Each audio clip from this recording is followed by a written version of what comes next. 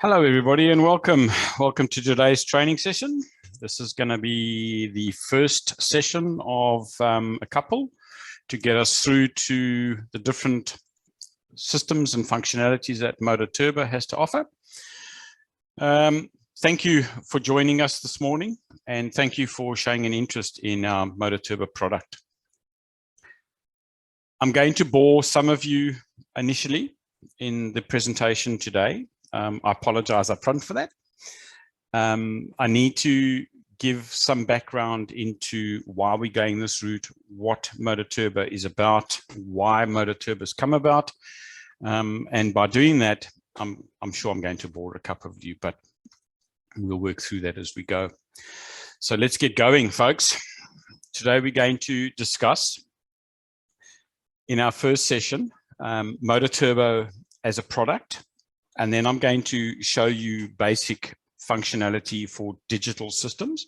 Why do we go digital? What do we need to make a digital system work?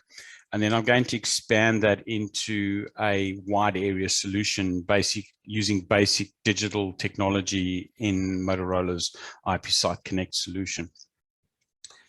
MotoTRBO is a standards-based solution, and it's based on the European ETSI standard. All right, so it is a DMR standard, which is digital mobile radio standard, and it is a tier 2 solution that we will be looking at over the next couple of sessions. So this session and the next couple of sessions, it will all be DMR tier 2 related. We won't be touching on DMR tier 3 in this course criteria at this point in time. Why do we use this new MotoTRBO digital radio technology? What has this digital technology given us to enhance our communications moving forward? I think the biggest advancement is obviously we're going from an analog to a digital platform. Now, when you are converting from analog to digital, obviously you're doing a voice conversion. The voice conversion is really happening through what we call in the industry through a vocoder. Now, this vocoder changes the way the speech sounds. So a lot of you guys will know that when you go from your analog world to your digital world, a lot of your users really push back against it until they get used to the sound of the digital voice. It's a challenge. It's there. We're all aware of it. Just please let your customers know that when they're converting from analog to digital, that they're going to go through this transition period where they need to get used to the audios, okay? There are a lot of advantages to going digital. The voice is probably a disadvantage or a con as opposed to a pro, but there's a lot of pros, folks. So we will tackle a lot of why we're going digital, and you'll see the pros moving forward. And the diagram shown at the bottom is really a representation of the process of going from analog into a digital world. Okay, so that's your gentleman keys it up and he goes into an analog, okay, and he changes that analog into a vocoder. The vocoder goes into a framing session, goes into your transmitter and gets transmitted over the air. This is where the magic happens, okay. When we go over the air, we are now getting 2 time slots into our solution. In the analog world, we have got a single carrier, single channel, 1 voice for each 12.5 kilohertz channels. A couple of years ago, the ACMA pushed us from 25 kilohertz to 12.5 kilohertz, and effectively we went to 12.5 kilohertz. Now, we've called this FDMA, which is frequency division multi-coupling or multiplexing. It's analog, all right? You get 1 repeater for each channel. So 1 repeater channel is 1 communications channel at a time. When we move across to TDMA, which is MotoTRBO, which is DMR, we go into 12.5 kilohertz TDMA, which is time division multiplexed. It effectively divides our single carrier into time slots. So we get these time slots that go at specific times. So you get time slot 1, time slot 2, time slot 1, time slot 2 running on the carrier. Now, each one of these time slots fits into a timing slot, a timing division, which is hence the name called TDMA. So on a single frequency, single carrier, we now can have 2 consecutive communications happening at any one time.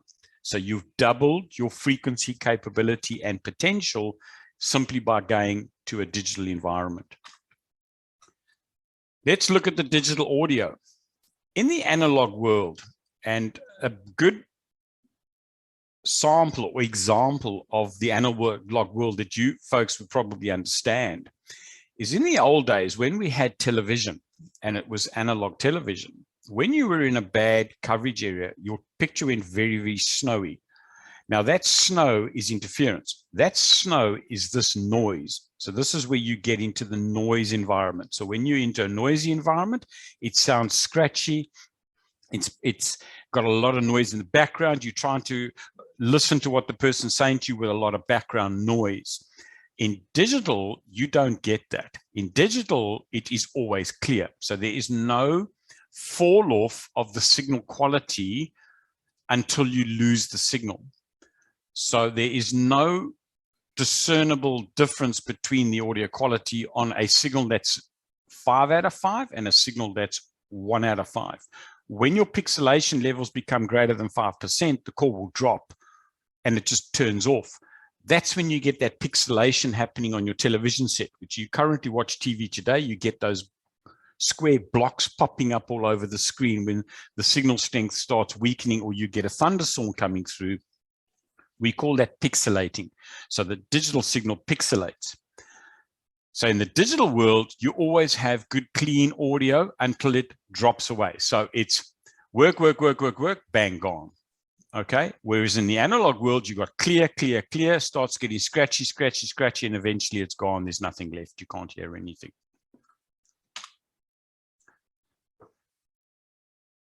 What are the digital people hear? So when you hear a digital audio, digital signals are always good.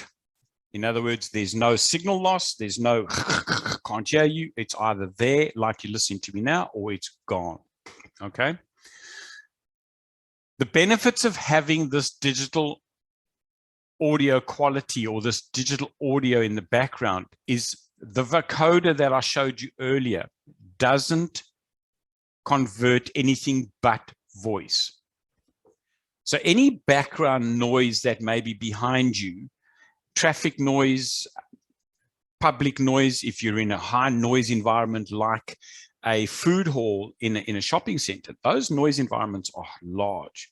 When you're running on a digital solution like this, it takes that background noise and filters it out. So you don't get the background noise. All you get on the receiving end is the voice. All you hear on the receiving end is the human voice coming through without the background noise. So you lose all the background noise, traffic noise, jet engines, machinery. Okay. However, there is a trade-off. Digital radio system is not what we call CD quality audio. Okay. The radio uses an ambient +2 low bit voice vocoder to do the analog to digital vocation, to change from analog to digital, transmit it across as a digital signal, back into the radio, convert it again from digital back to analog, then reconstitute it as a voice. Hence, it starts to sound like it's a robotic sound. It's not a pure crystal sound like you listen to on an analog radio. You lose that integrity of the voice. It takes getting used to because it is now a reconstituted human voice as opposed to a pure human voice. When you've got radio systems that have never had an analog system, they go straight to digital, it's never a problem. When you're converting customers who are currently in an analog world and you push them to a digital world, it is always a problem. You will find that your customers push back quite hard. Now, they'll push back for about 3 to 4 months in some cases, and eventually that pushback falls away. They start getting used to the sound of the radio system. All right. You just need them to get to bear with it. There's nothing you can do about it. It is there. You have got certain settings within the radio, and we will show you those settings as we go through the course that you can change to shape what the sound of the radio sounds like. Okay. But you will not get rid of the sound. It does sound like somebody's got his head in a bucket and he's talking in a bucket. All right. It is getting better. I'm really keen to see what it sounds like on the new R7, because apparently they've changed the vocoder on the R7, and we'll see how much difference it's made to the audio quality. The features of digital, once we go digital, we can do a myriad of different types of calls. Okay, so we can do a normal group call, which is your analog world. Your analog world, you push the button, you talk, and everybody that's on that frequency, on that PL tone, listens to what you're saying. That's what we now in the digital world call a group call. We can also now in the digital world do a private call. Now, a private call is a one-on-one call, so radio to radio, where nobody else can listen to that conversation. You can set up a private call by a keypad, or you can set up a private call as a setup key call within the radio itself. You can also generate in digital world what we call an all call. Now, every single DMR digital radio in the world will receive an all call. So it doesn't matter what system you generate it on, it goes out on a specific ID, and that ID gets decoded by the radio regardless of what that radio is doing at the time. It is a really powerful tool, and it is across the board, across manufacturers. It is part of the ETSI specification. We can also do transmit interrupt. Now, a lot of you folks are asking me about transmit interrupt, and a lot of you are deploying transmit interrupts. Transmit interrupts are wonderful for situations where you've got emergencies or you've got urgent messages that need to get through, and you know that you're not going to get them through unless you can interrupt the call that's happening at the moment. Now, transmit interrupt in digital can also transmit or interrupt the transmitting person. So the person that's actually established the call and his PDT button is depressed at that point in time, you can also interrupt him. So you can interrupt the user and take that user off its PDT, and that radio will go into receive mode. I will also show you how and where to establish and set up that interrupt. Now, we are not going to go into massive depth today on programming. I'm going to show you the basics. This programming course is a 3-day course, guys. We are not going to try and teach you how to program a radio in every aspect and sphere of what its functional usability is in 60 minutes. All right. We are available. There are training courses available, and we will start running more now as the COVID starts lessening off. So you guys can get in front of me again and get into the training room, and we'll do these holistic training sessions that you understand the whole feature set of the radios, but we're not going to go into that today. The other feature sets we have once we're in digital is obviously we can send our IDs of the radios out. Now, from M2020 onwards, the radios are capable of sending their own aliases out. In other words, for a radio to send an alias, yes, it sends its ID. So its ID goes as 1234. Now, your other receiving radio will receive 1234. If it does not have a corresponding contact in its contact list for that ID, it will just display radio 1234. If it has a corresponding contact within your contact list, and that contact has a name against it, that name will be displayed on the display radios as the person generating that call. That is your ID. On the new firmware, that alias of the radio that is doing the transmission, so dump truck 1, if that is its alias, you can actually now send that alias over the air, which means all receiving radios will receive that call as dump truck 1 without having to have dump truck 1 in the contacts list. Now that saves on a lot of programming. A lot of you guys that run big fleets, big mining fleets, know that they want that actual display to show who's talking. Now you spend your life keeping contact lists up to date for new radios that are coming onto the system. Now suddenly you've got to go out there and reprogram every fleet out there because you've added a ute to the system, or you've added a grader into the network, or you've got a new surveyor in the network and he needs to be added into the contact list.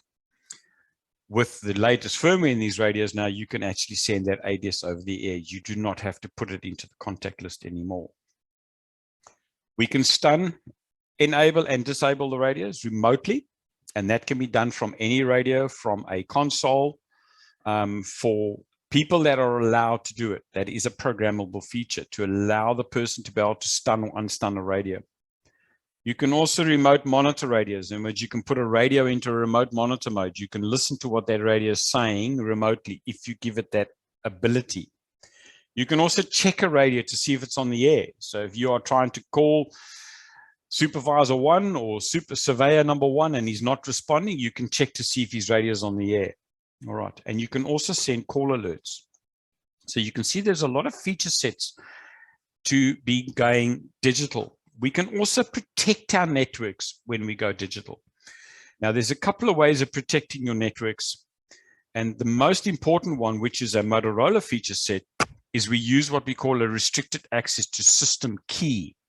Now, the restricted access to system is a key that gets programmed into the repeater stations.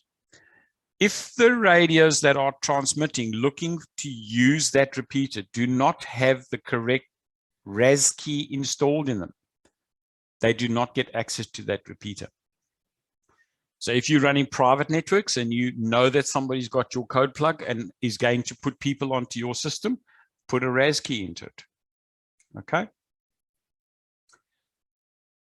You can also use a radio ID range check. So if you think that you have got somebody that's hacked your RAS key and they are still putting radios onto your system, and you know what those radios IDs are because you can see them coming up on the network and they're not yours, you can stop those radio IDs from utilizing the network simply by disabling them in the master repeater. I'll also show you where you can do that. All right. Digital emergency is a lot easier and a lot more functional to use than trying to run emergencies on MDC 1200 or 5-tone. You can get a lot more usable functionality out of the digital emergencies. You can run them as an emergency only. You can run them in an emergency with a call to follow. You can run them as an emergency with a voice to follow, where the radio goes into an automatic transmitting mode and receiving mode for a series of transmissions and receptions, so that you can correspond to somebody or try and correspond to somebody who's incapacitated and can't actually get to his radio. You can also get an emergency search tone on the radio. So once the radio is in emergency mode, it will generate an emergency search tone so that you can actually find the user that's been disabled or who's incapacitated. We also have built-in lone worker in the radios, and now built-in man down in the majority of the radios, okay? All feature sets within the radios, which I'll show you. We can also now do privacy. Now, we can also do privacy in analog. Let's not kid ourselves, but analog privacy is voice inversion, frequency inversion, unless you put a third-party board into the radio and then do physical encryption via a third-party board. Because this is digital now, firstly, you are encrypted up front because it's a digital signal, so nobody can sit there and listen to you on a monitor that's now tuned to 427 megs or 477 megs, and he can think and he can listen to you. He can't. Unless he's got a DMR decoder and he can listen to DMR signals, he's not going to listen to the normal operational DMR signal on a normal analog receiver. You can do basic privacy. We've also got enhanced privacy in the radios. And then with a separate key, we can actually turn on AES bit encryption. So we have got 256-bit AES encryption available on these radios as well. So you can go really top-end, high-end encryption on the units. MotoTRBO offer us a wide range of functional systems to cater for every eventuality that we may come up against, to provide a usable, cost-effective solution for our customers. You need to understand what the customer's usage need is. Once we understand what the customer's usage need is, we can actually then take it and fit into a specific requirement, which one we think is going to best fit to give the customer a solution. Okay. The customer will start either with conventional digital. Conventional digital, we can handle up to 200 users per site or on a single site. All right. No trunking, and you've got 2 time slots. Now, each time slot is a dedicated time slot to a channel. So you will allocate a channel to a time slot. If you've got more than 2 channels on a site, you are going to share those time slots. If you are sharing those time slots, obviously you are going to get busies. Okay.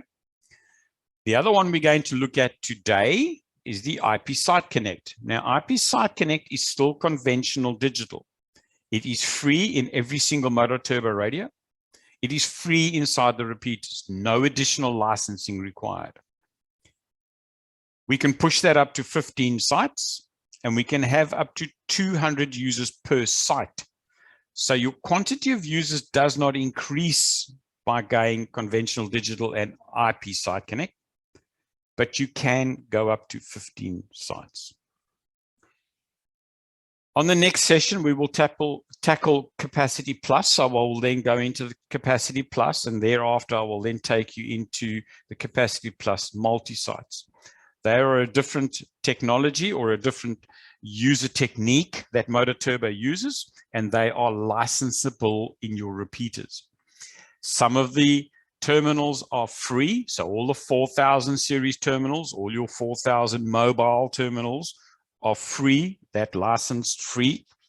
All your 2000 terminals, they will need an additional Capacity Plus license or Link Capacity Plus license to Working Capacity Plus. But that is not for today, guys. That is for next week. Let's have a look at the conventional systems. Okay. We've got direct mode, radio to radio, simplex. So you do not need a repeater. We've got 2 time slots. We've got what we call dual capacity direct mode, which is in conventional. In other words, you can take a single frequency, a simplex frequency, and you can have 2 transmissions on that simplex frequency at the same time without them interfering with each other. Not every manufacturer out there has got this dual capacity direct mode functionality.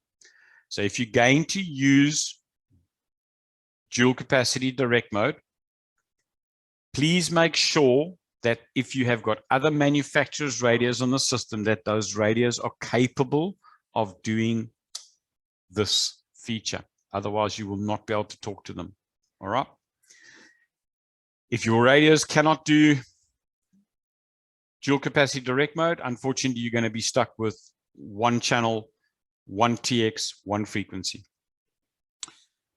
Now, when you go to use a digital repeater, when you convert your analog repeater to digital, you're going to be using TDMA. You will be using 2 time slots on a single frequency. Every single channel will be allocated its own time slot. And once again, you can be sharing time slots across the repeater. Okay. We can then IP site connect those repeaters across 15 different sites. Now, each one of the sites can be selectively wide area channels and local area channels as mixed on the site as you want them to be. So site 1 might have channel 1 and channel 2 as wide area. In other words, they go around to each site. Site 2 might only have channel 1 as a wide area channel and channel 2 is a local channel. Okay. So that is mixable and that is configurable within the repeater stations. Conventional analog digital repeater system. This is using a repeater. This is not simplex. Now, this is the same as if you were going to run simplex and you were going to run in dual capacity direct mode. You're going to get the same functionality. Radio 1 or talk group A will get time slot 1 and talk group B will get time slot 2. So you've got 2 conventional talk groups running, and both guys are talking at exactly the same time. Okay.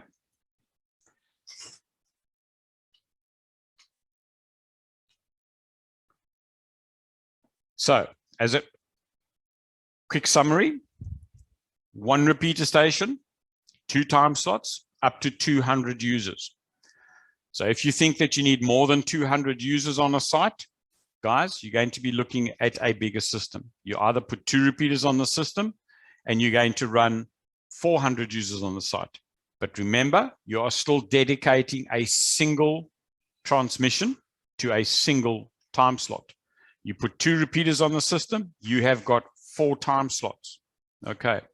If you need to generate an all call on that system, you need to generate 4 all calls. You cannot generate 1 all call across all 4 time slots. All right, so it becomes complicated. IP Site Connect, exactly the same principle. So however you are programming your conventional digital repeater station, you are programming it for 2 time slots on a single frequency. In IP Site Connect, whatever I choose to do on slot 1, on repeater 1, if I make it a wide area channel, it will then transmit out on each site that is allowed to have slot 1 transmitting as a wide area channel. If I have 2 guys sharing that time slot, while talk group A has got that transmission and talk group B tries to transmit, he will get a busy. Okay, regardless of whether time slot 2 is free or not. Remember, you are programming the channel and you are locking it to a time slot. So talk group A and talk group B have both been programmed and told that they may use time slot 1. Talk group C, however, has been programmed and it is allowed to use time slot 2. So when talk group C keys up, he gets time slot 2. Time slot 1 is still operating with talk group A or talk group B. At this point in time, talk group A has got time slot 1. So both time slots now in the repeater are fully utilized. If you had a talk group D there, and they were also allowed to use time slot 2 and keyed up at this point in time, they would get the busy. All right. I hope that graphic makes sense. I hope that helps you guys understand what's happening in conventional digital. So you are locking a talk group to a time slot. Okay, so a talk group cannot use multiple slots based on availability in conventional digital. If you are using IP Site Connect and conventional digital, you are locking a talk group, which is your channel, to a time slot. If you have got more than 2 talk groups, more than 2 channels on your system, and you have got a single repeater, you will be sharing that resource. Okay. Is that clear? You will share that resource. There is no dynamic allocation of time slots within conventional digital and IP Site Connect. You will lock your channel / talk group to a time slot. If you add okay guys, so you're seeing 4 repeaters in the picture here. I'm being asked a question here. What if I add a 4th repeater at one site? You can add as many repeaters as you like at the site. Okay. They are not linked to each other. You can only have 1 repeater at each site for IP Site Connect. If you've got 4 repeaters at site 1 and you need a second site and you are going to put 4 repeaters at site 2, you basically are now going to need to change your technology. So if we go backwards and we have a look again at to what the different solutions we have available to us. Remember I said to you, conventional digital and IP Site Connect systems okay, are single time slot per talk group. When we go to capacity plus, we are going to dynamically allocate a talk group to a time slot. If I need more than one site and I need more than one repeater at a site, you are probably going to be wanting to look at putting in a capacity plus solution for your customer. This comes back to the point I made on this slide earlier, is sit down, chat to your customer, find out from your customer exactly what his requirement is. Once you know what his requirement is and you try and future-proof the communications for that customer, you then make a decision on what solution you're going to offer. If we go into a solution where we are running conventional digital and we are running IP Site Connect, you are stuck to 2 time slots per repeater. Site 1, Site 2, Site 3, Site 4. You can add a site in here, Site 6, Site 7, Site 8 to 15.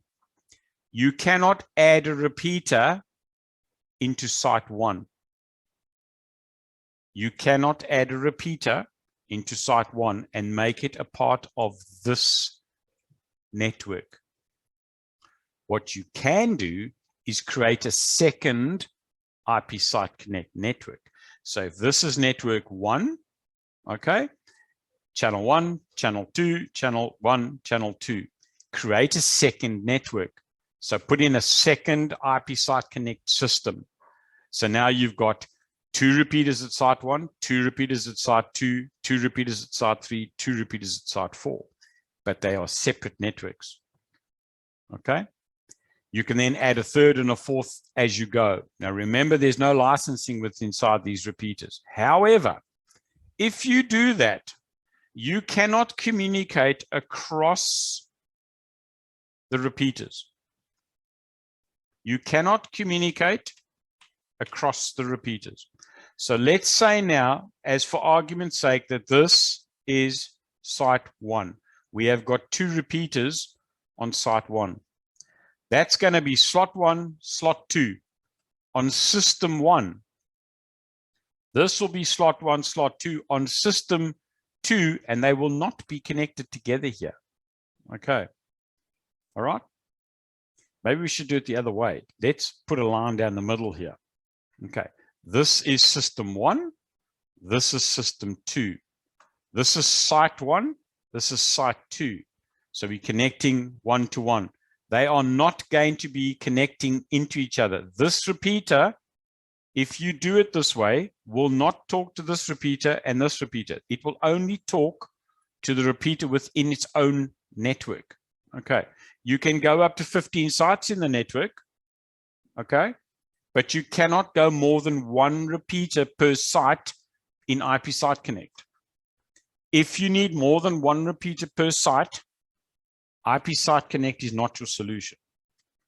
Now, IP Site Connect, no licensing. You buy a repeater off the shelf, it comes standard with IP Site Connect in it. You buy a portable radio from us, it comes standard with IP Site Connect in it.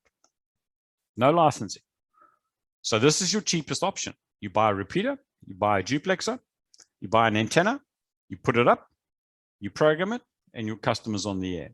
You buy a second repeater, you buy a second duplexer, you buy yourself 2 routers, you tie the 2 together via an Ethernet solution, you link the 2 together, and you've got a wide area solution. You've now got a repeater station sitting in site 1, you've got a repeater station sitting underground as a site 2, and suddenly you're communicating above ground and below ground, or you're communicating between Brisbane and Perth, or you're communicating between different mine sites.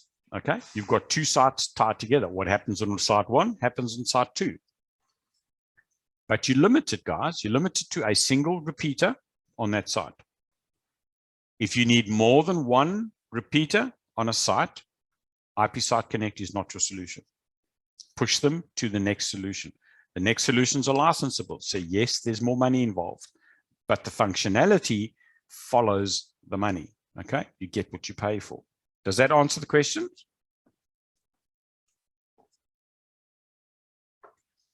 Okay, and guys, please not forget, we are talking conventional digital here. Because this is conventional digital, you can use any manufacturer's radios on the system. You're not locked in yet to Motorola. Okay, so you can use different manufacturers' radios on these networks, even an IP site connect system. If you set up your scanning and your vote scanning systems on different portables from different manufacturers, you can get them to work on IP site connect systems. Some of you guys already do that. Some of you guys taught me how to do that, and I thank you for that. Okay. But generally speaking, all of your solutions, okay, are not yet tied into Motorola. All right, so conventional digital, you got 2 time slots, and as long as you are running DMR standard in your UDP data headers, and I will show you where that is in the programming, you will be able to communicate to other manufacturers' DMR standard radios. Okay. When you start going to the fancier licensed solutions, Capacity Plus, Multi-Site Cap Plus, or to Capacity Max, guys, you are going to be locking your customer into Motorola. Okay. So this point in time, conventional digital IP site connect, you are not locking your customer in yet to Motorola. The minute you move to the next level, you are locking them into Motorola. Just a reminder. Okay. With your conventional Motorola repeater, Motorola have got a thing called MotoTRBO link. Using IP Site Connect, you may have solutions out there which are too far apart. So Site 1 and Site 2 are too far apart for a conventional microwave link. Microwave links won't go. You don't have line of sight. But you can get a UHF signal to go between the 2 different sites. You can use the repeaters as links. You configure the repeater station up as a link repeater, and you tie it together with an IP site connected repeater. There is enough bandwidth between on the link to carry IP site connect traffic for voice and data. Okay. You do end up doubling your repeaters. So your terminating and starting ends, you will have 2 repeaters. Okay. Obviously, 1 repeater is doing the communications to the radios, and 1 repeater is doing your backhaul. In your center sites, every center site, okay, you will need 2 repeaters to do the linking with. So this site is going to have 3 repeaters at it. So you can see quickly what the costs are going to do. But guys, the system works. All right. We have put a couple of these up now where there is just no way of linking these remote sites together except by UHF links.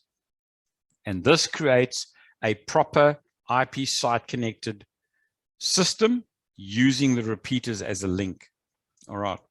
It takes a lot of designing. It takes a lot of factoring in to program it to get it to work. If you guys are really interested in seeing this and having a look at it, please talk to me. All right. It's available. Your current repeaters off the shelf can do this. And I will show you in the repeater station where this feature set is turned on and how you can actually get to it. It's not a licensable feature. It's there. It's available in the repeaters today. Okay. So you can use your IP site connected repeaters and use the Motorola MotoTRBO link system to connect them together. No microwaves needed, no other linking facilities needed.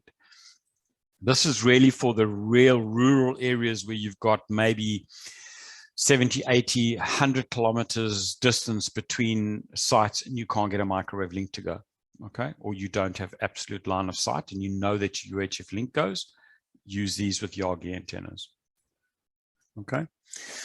There is a delay issue, guys. So there is a longer delay in the call setup. You must remember that if I'm sitting on the terminating site and I'm going to be talking to somebody on the origin site, When I push the button here, there's a lot of activity and a lot of keying up and a lot of mixing and matching that's happening before he gets his go ahead talk to talk. All right, so there is a delay, and the more sites you add into it, the more delay you add into it. All right. However, once again, if communications are critical and they have to have, this is a good way to go, and it works. All right. So yes, there's a delay, but the person sitting here doesn't know there's a delay, and the person sitting here doesn't know that there's a delay. He pushes the button, he gets a go ahead tone. When he gets a go tone, he talks. This chap pushes the button, gets a go ahead talk, he talks, and he talks. He doesn't realize how big the delay is, but there is a delay. Okay, so yes, there is definitely a delay. Right, let's move on to the programming. When we start talking about a digital world, when we go into digital allocations and starting to do digital systems, there are some givens that are not negotiable that you have to have. Okay, I've listed them here. And for me, the very first thing we should be doing when we got a new customer or an existing customer is let's have a fleet map.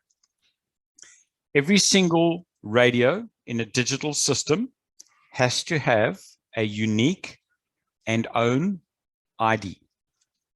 That ID cannot be duplicated within that radio system in any way, shape, or form. If you give a repeater an ID of 1, you cannot give a radio in the system an ID of 1. Okay? 1 unit, 1 ID. 10 units, 10 IDs. 100 units, 100 IDs. Okay. Every single piece of equipment must please have a unique ID. You have to have a TX and an RX frequency. Now, whether that is simplex or it's duplex as a repeater station, you have to have a contact. In the analog world, there's no such thing as contacts. Okay.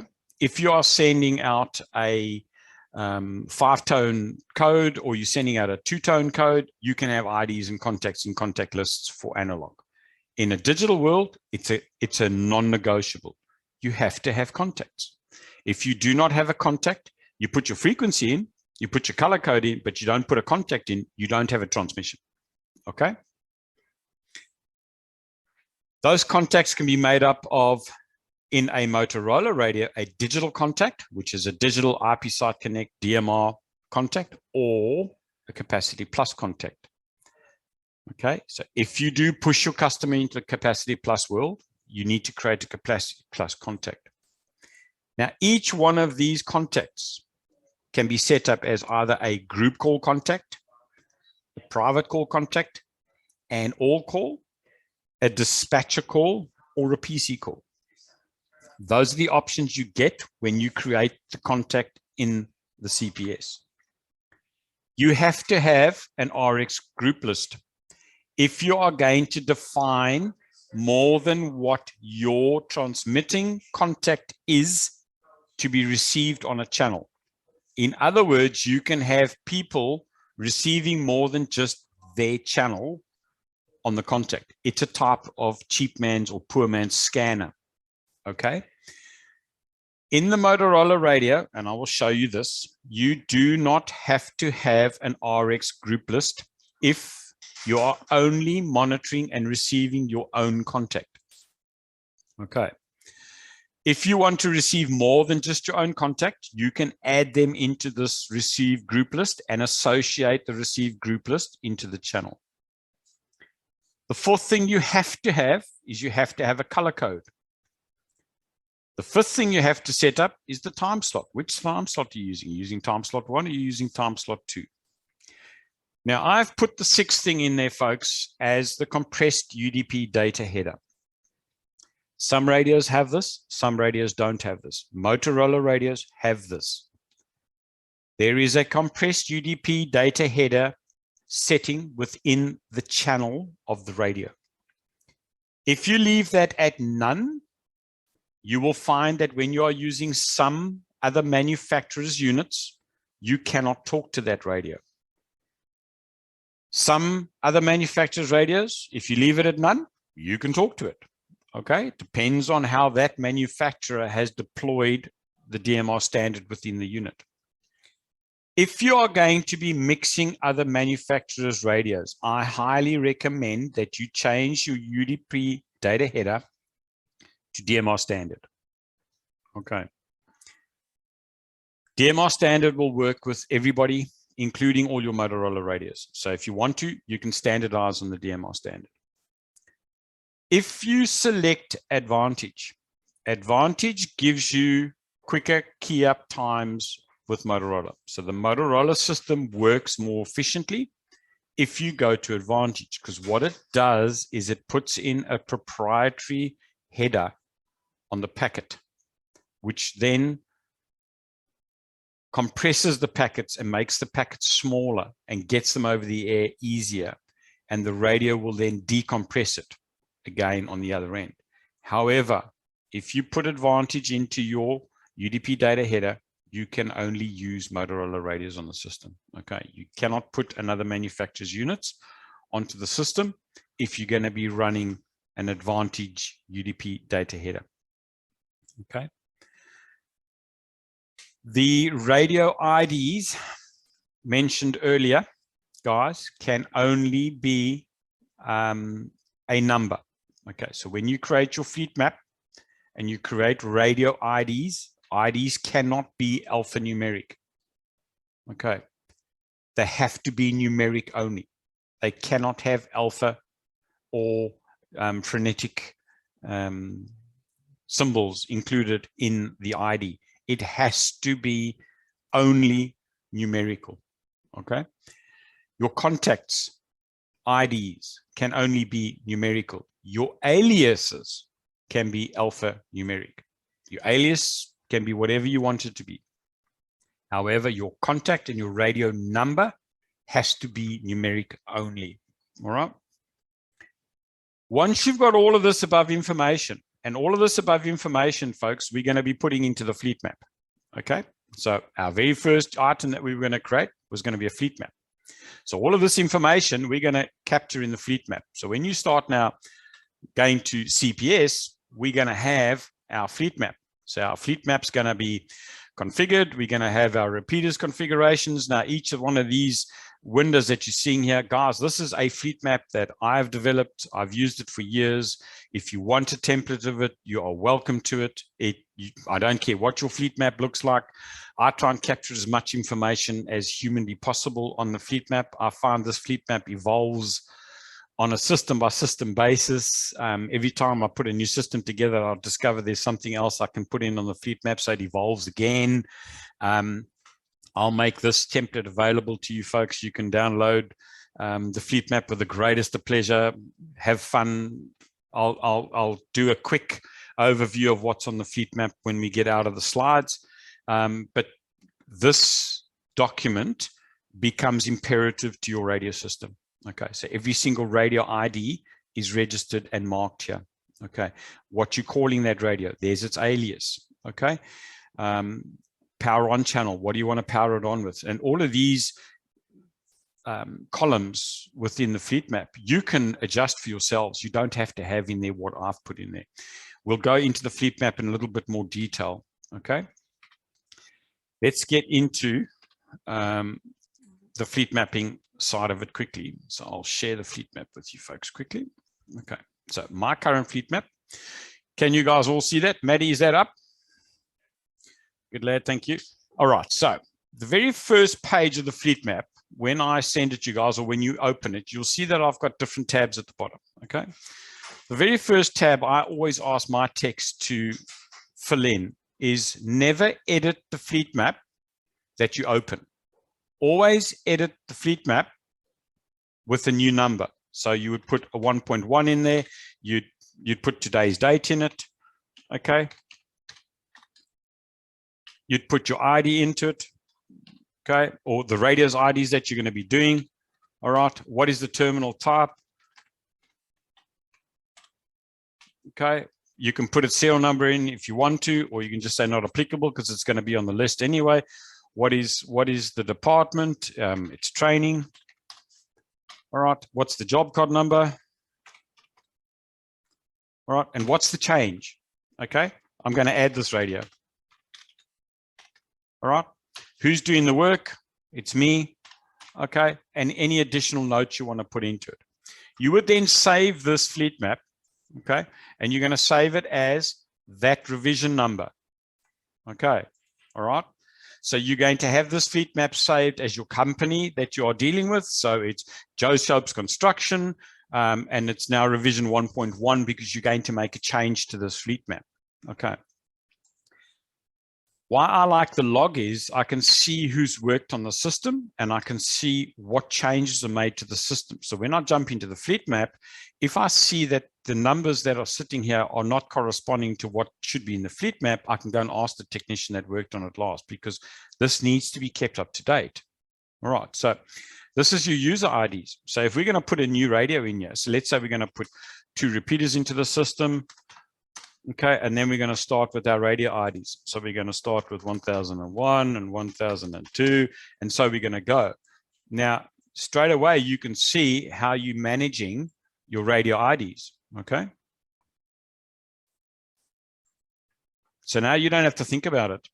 And once you program the radio, you'll know that you programmed the radio because you're going to put in your commencement and your file revision. So what is your CPS file? So the CPS file revision that you've programmed into the radio, you're going to keep a record of that as well. Okay. On the top of the system, you've kept a record of the customer. Who's the customer? Okay. Is there a system ID? Have you got a special designator for the system? Put it there. What is the color code? What is the color code you're running on the system? If you're going to run a color code per repeater, specify that here. So you may change your color code per site, in which case then put in here, refer to site details, because you've got a system information and a site information tab. So I've hopefully given you enough information to keep working. There's color codes. So if you're going to put different color codes for different sites, mention the fact, okay? Your channel offset, guys, this is going to be 12.5 kilohertz for all DMR solutions. But if this is going to be a fleet map for a analog system, you may still be at 25 kilohertz. If you've got a password for your code plugs, this is where you keep it. Now you don't have to start remembering what the passwords were for your code plugs. So if you're going to password protect your code plugs for Joe Soaps Construction, this is where the password is. You don't have to try and remember it. Open his fleet map, and there's the password for the code plug. Your group CAI network and your group networks will never change. They're going to stay 12 and 225. If you do change these in the repeater stations and your systems, you better make a note of it, because those are factory defaults. Every single radio you program after the fact, you must make sure that you change these settings if you're going to change them in your radios. Your factory default is 12 and 225. Okay.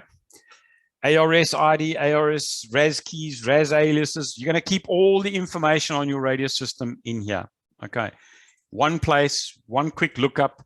Hey guys, what's the RAS key for Joe Soaps Construction? Geez, I don't know. Hang on, look in the fleet map. Oh, there's the RAS key. You don't have to try and remember it. Okay. And you can use now unique IDs, unique keys, unique everything for all of your customers. You don't have to stick to one, which becomes quite easy to hack. All right. IP addresses. What are the IP addresses of the masters, the peers? What are the IP addresses of my ARS? What is the IP addresses of anything that I may have connected to the system? Turbonets. IP addressing of my repeater stations, right? Now remember that when you're going to run multi-sites, your master repeater determines what your IP address is. So I've already set this up. So if I put a 10.100.1.55 in here, look what happens. Everybody becomes a 10.100.55. Okay. UDP port. When you are looking for your master UDP port, it has to be the same, regardless of what it is. Okay. 50,000. Yeah, 101. All right. Look what happens. It populates it across the board for you. Okay. So when you get to site 1 and you're onto the second repeater, these settings are set for you. They're set in stone. Okay. You don't have to think about it. Go in and program your repeater stations. You will determine what these UDP settings are. They're for you. Okay. You don't have to use what I'm using.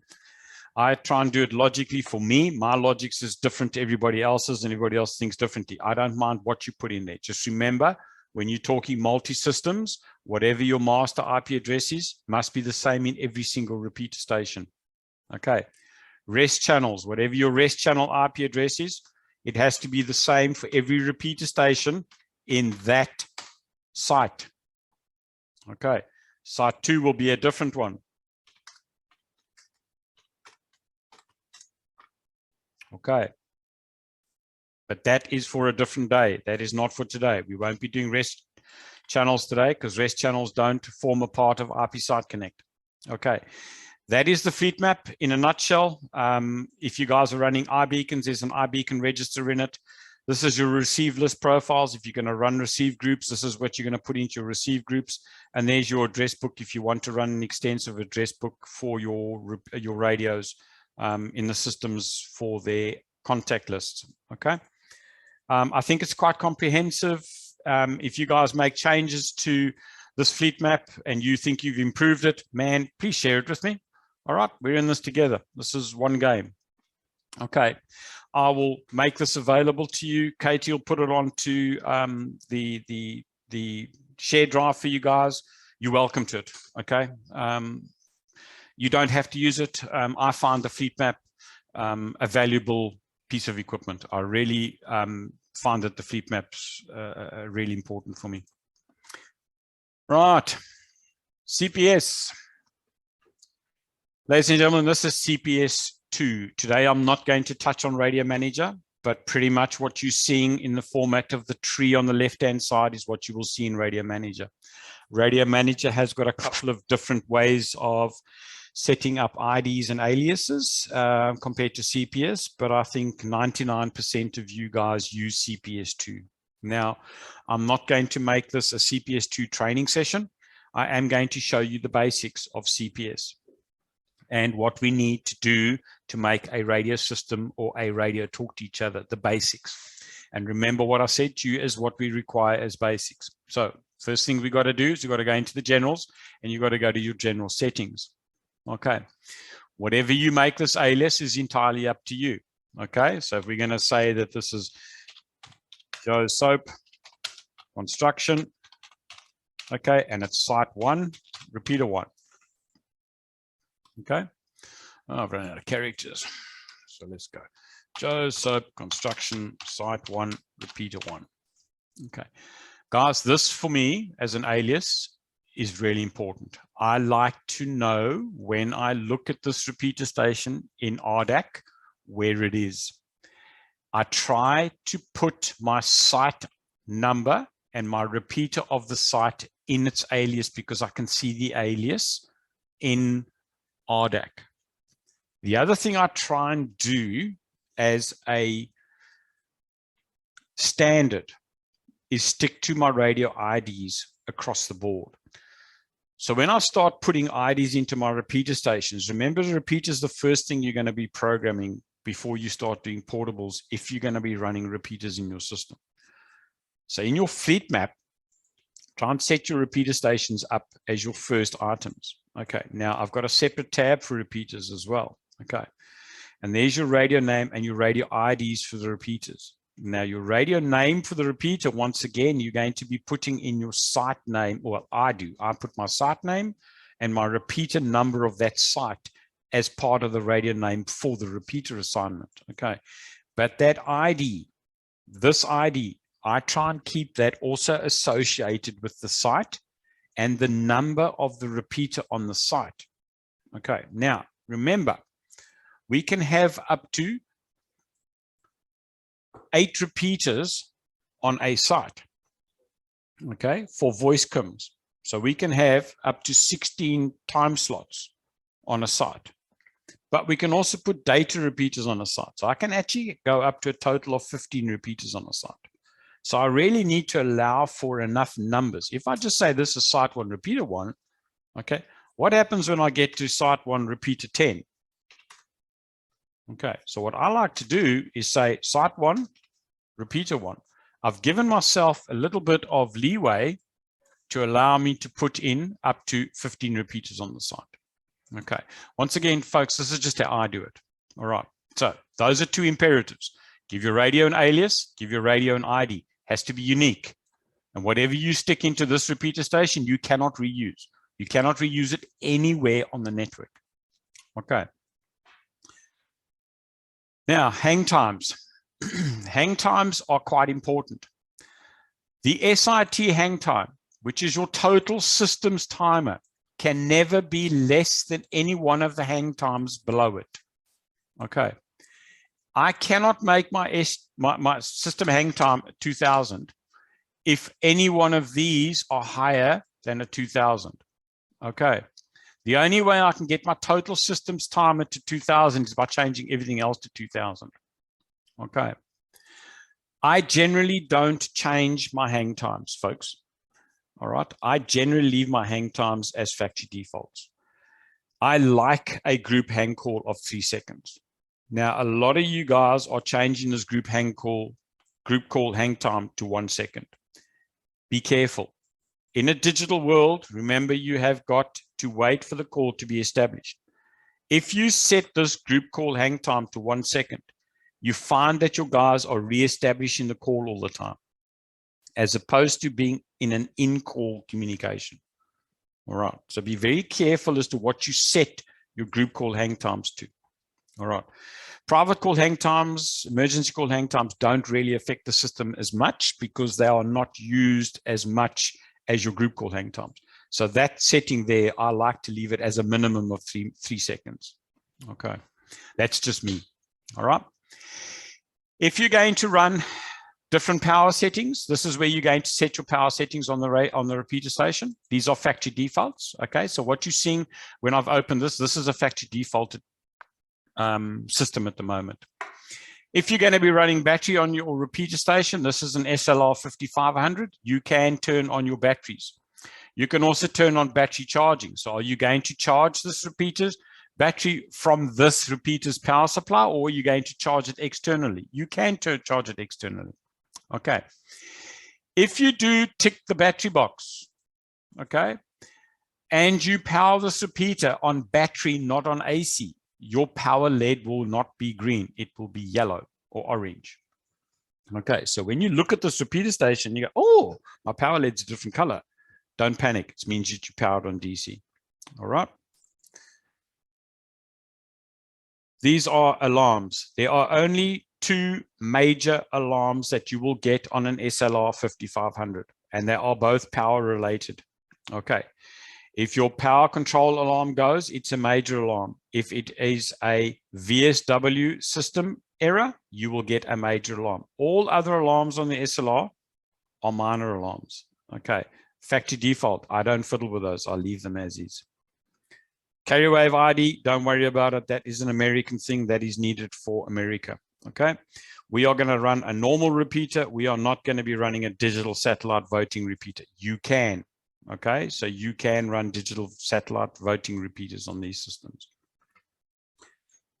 Accessories, there are a number of GPIOs on the 25-pin connector on the back of the repeater station. You can bring out alarms. You can bring out AC alarms, battery alarms, all sorts of alarms. You can also drive different things from the back of the repeater.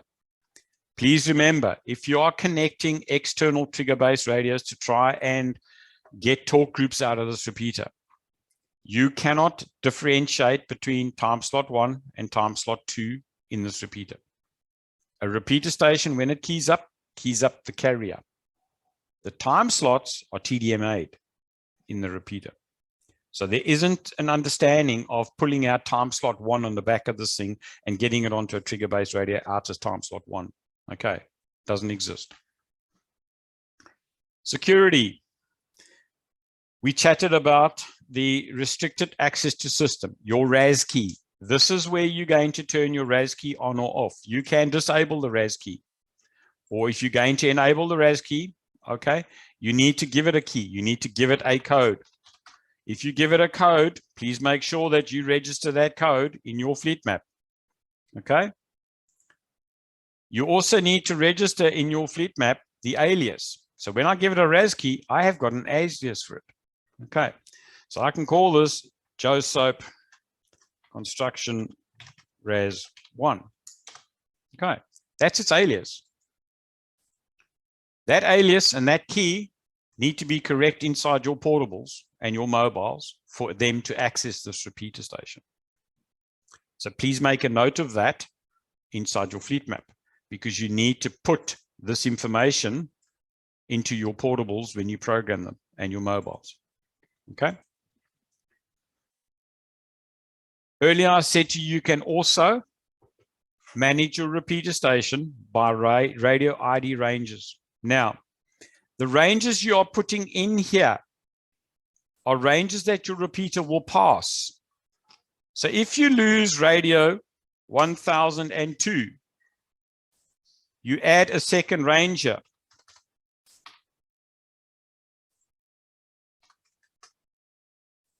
Okay.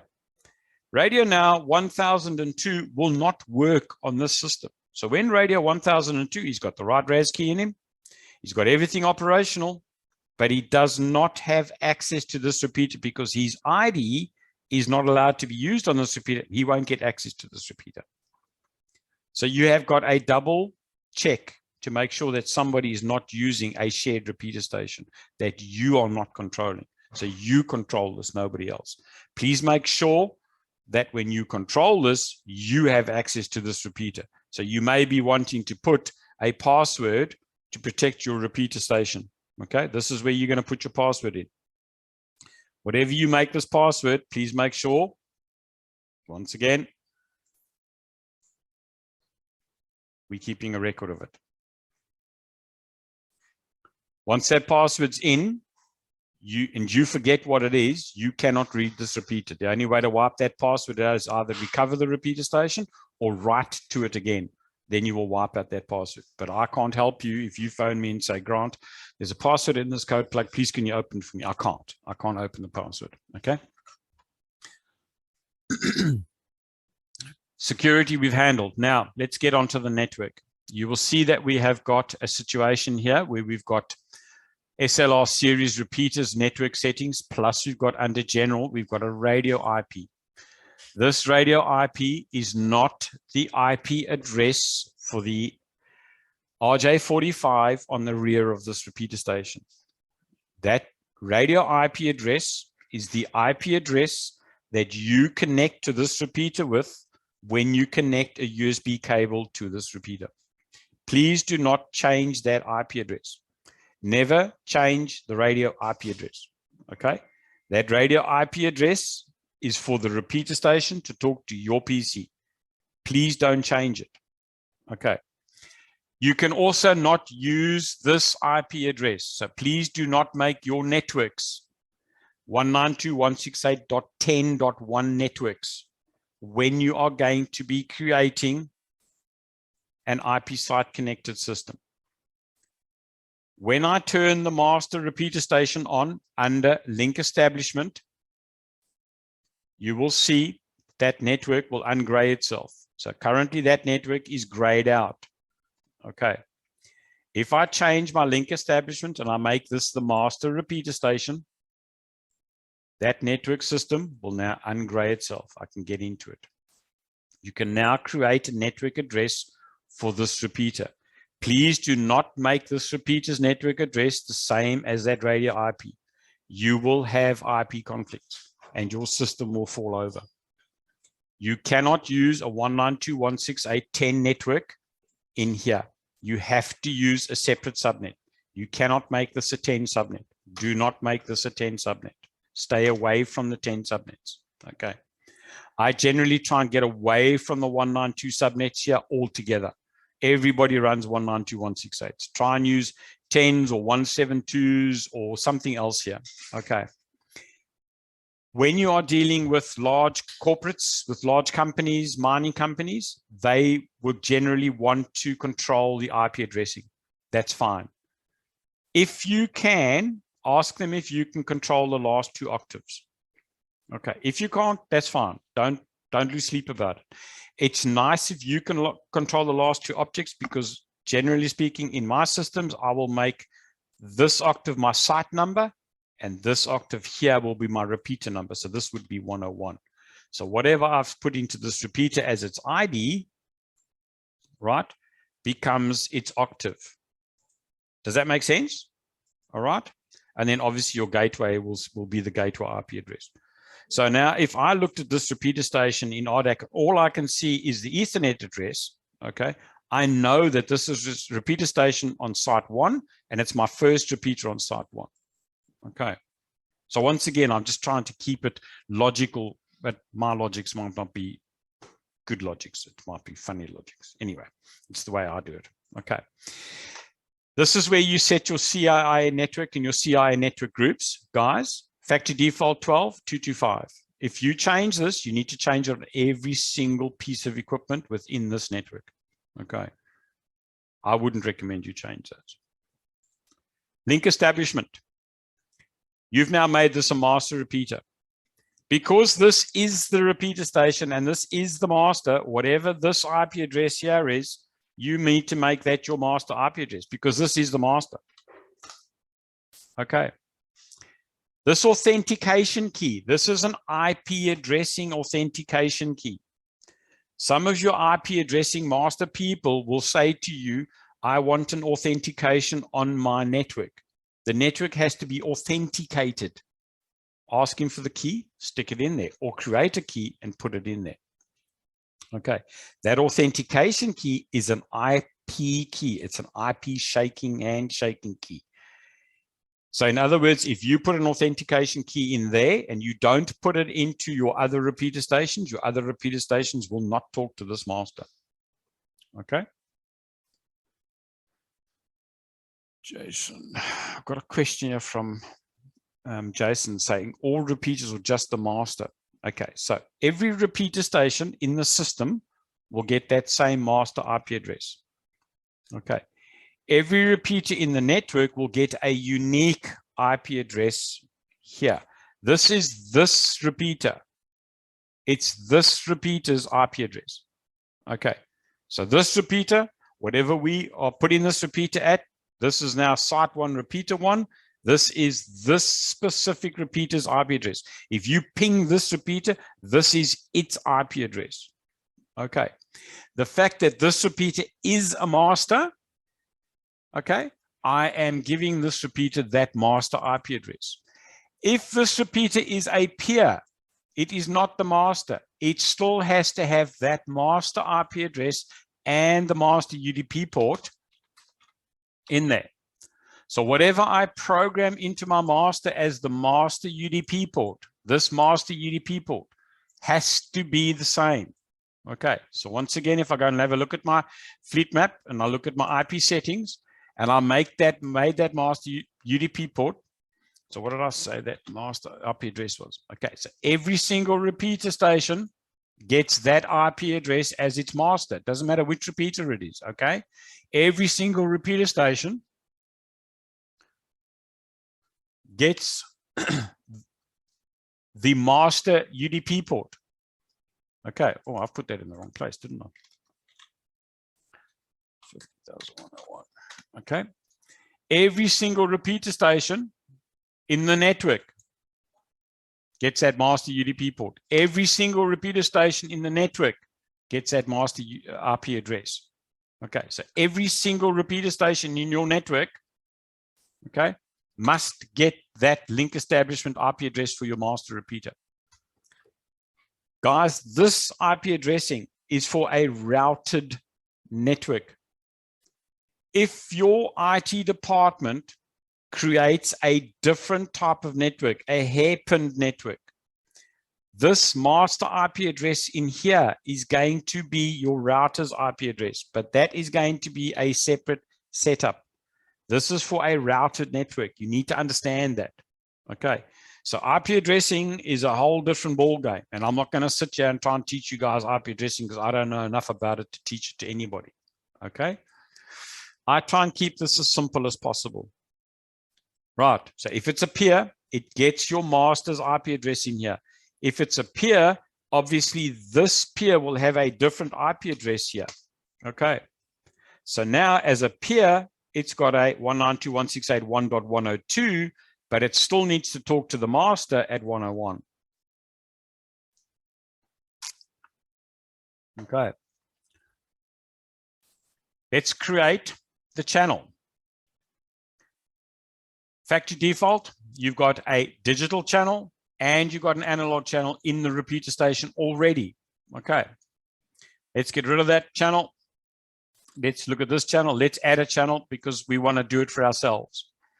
When you're going to add a channel, please click on the plus sign. So we are in the zone channel assignments. I'm in the zone and I push the plus button.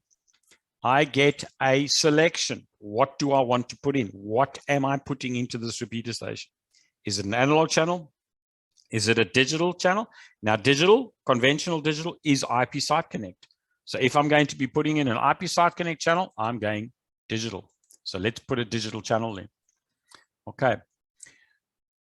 Once the channel is in, you can shuffle the channels. So the channel that's on the top of the list is the active channel in the repeater. So you can add as many channels as you like into this repeater station, up to 56 channels, I think it will take. Okay. Only the top channel is the active channel. If I wanted to make the dynamic mix mode channel the active channel, I push it to the top. If I now write to this repeater and it boots up and powers, it will be powered in dynamic mix mode. Okay.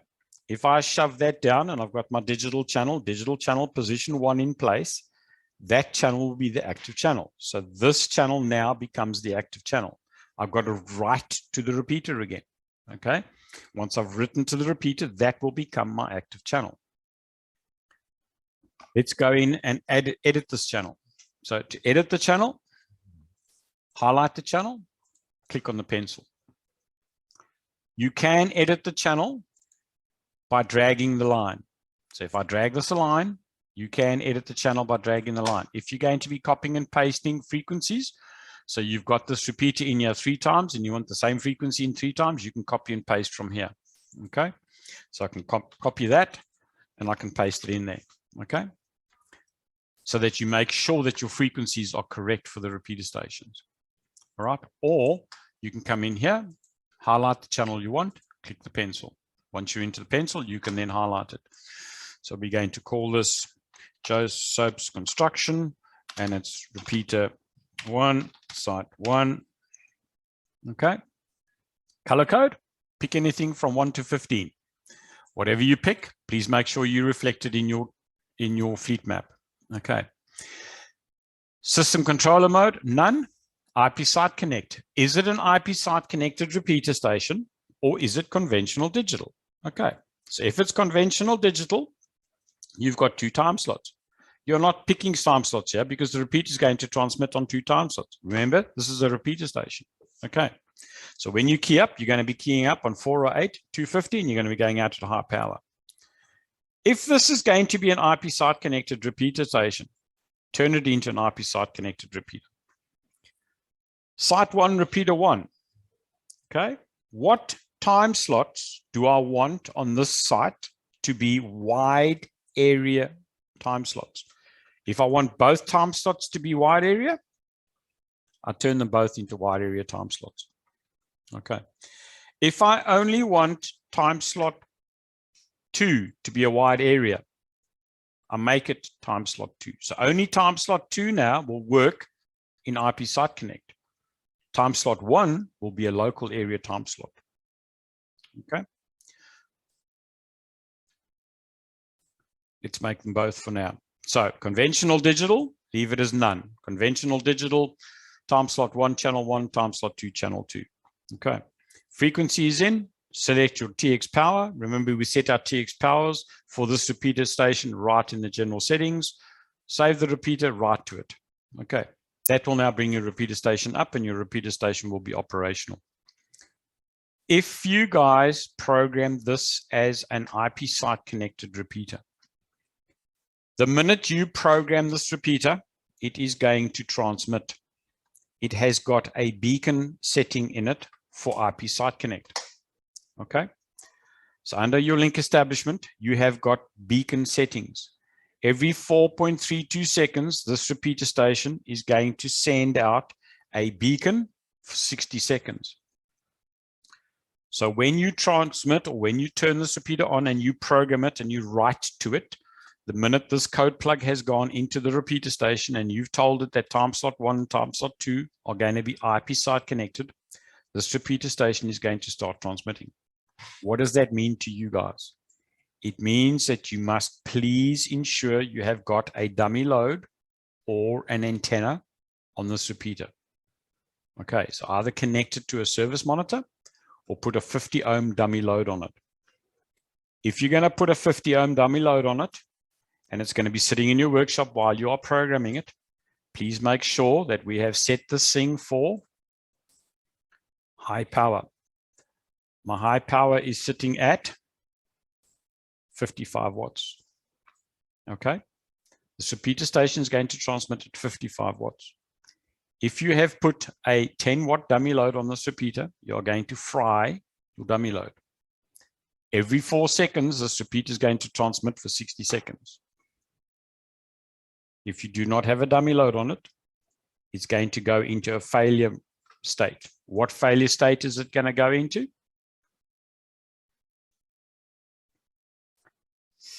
Where are you? Okay. It's going to go into a major alarm because you've got a high VSWR. It's going to fail and everything will be red on the front of it. You're going to have to power cycle it to bring it back. When you program a repeater, IP site connect, capacity plus, multi-site cap plus, cap max, it will start transmitting automatically. Please make sure you have got a dummy load on it before you hit the right button. If you do not, you may damage the repeater. Okay, it should protect itself, and they normally do protect themselves, but we have seen failures.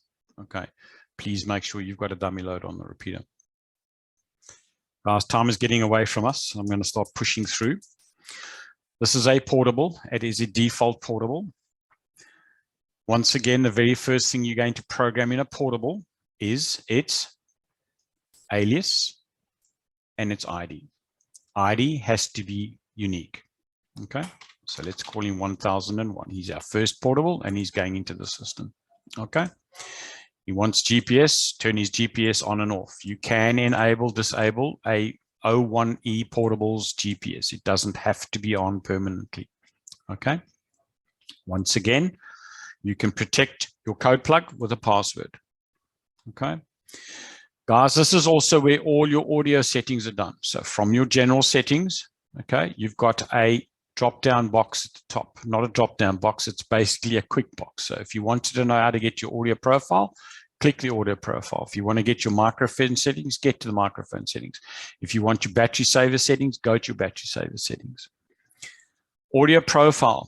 I said to you earlier that you can play with the audio settings within these radios. Now, as Motorola has improved these radios and changed their firmware, and you've gone to different firmware versions of this radio, so you have received more and more functionality within this audio profile.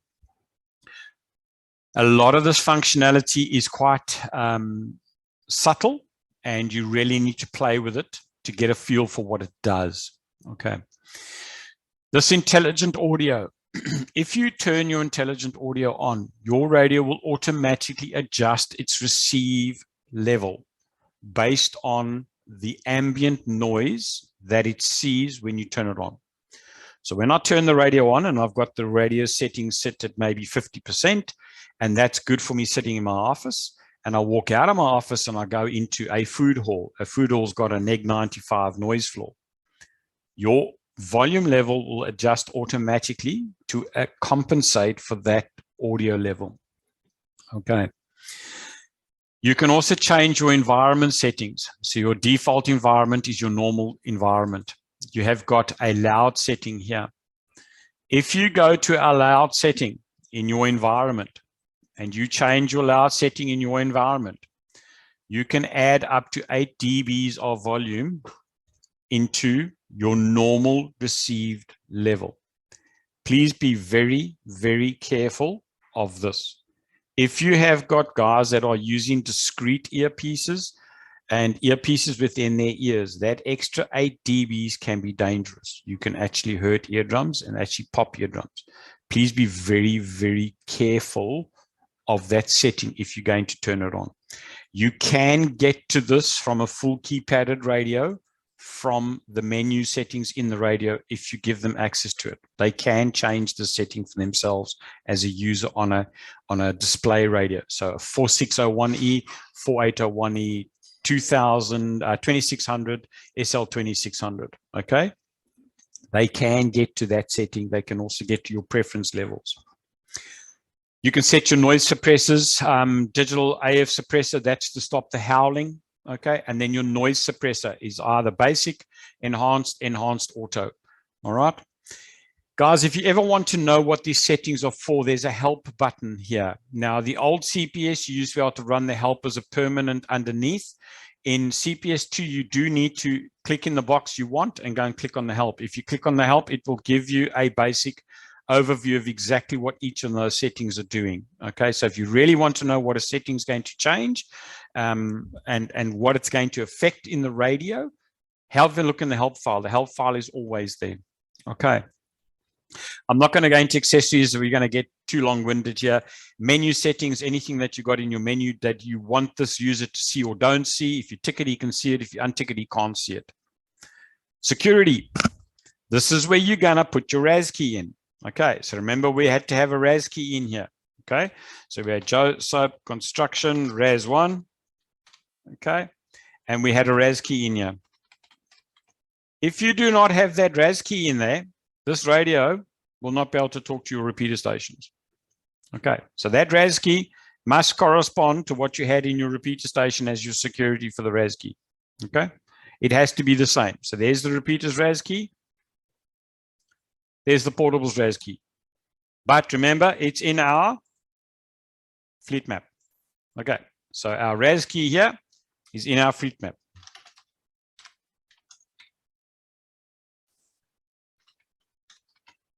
Okay. Joseph's Construction. I left the C out of there. Not going to work, sleep. You just broke your radio system. Okay. So once again, it's in the fleet map. Everything's in the fleet map. Fleet map becomes your absolute go-to document when you need to get to programming these radios. What is your privacy type? Am I basic? Am I enhanced? Or am AES? If I'm going AES, guys, you need to buy the AES. Okay, so AES encryption is a licensable feature. You need to buy it. Okay, it's not free within the radio. You need to buy it as an entitlement. While we're looking here, every single radio that is 2.10.8 less. So in other words, 2.9, 2.8, 2.7, 2.6 will not have this software update management enabled in it. You will not be able to take that radio beyond 2.10. Okay, so this firmware radio has now got 2.21.01, which is the latest Motorola firmware. You cannot get to this firmware unless your radio has got a software update management. So if you ever want to update your radios to the latest firmware and it will not go beyond 2.10, or it says to you, hey guys, I can't get to that firmware, please come and have a look at your configurations.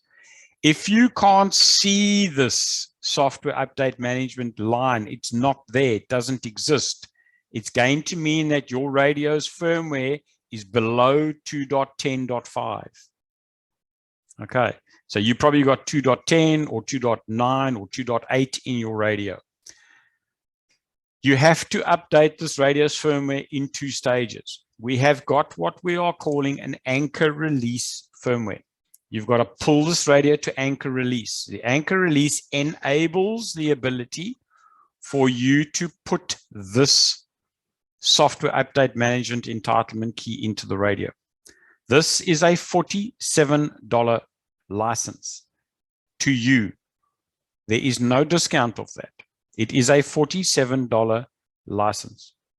This will give you 3 years of software update management for this specific radio, and it is only for this radio. It is serialized. Okay.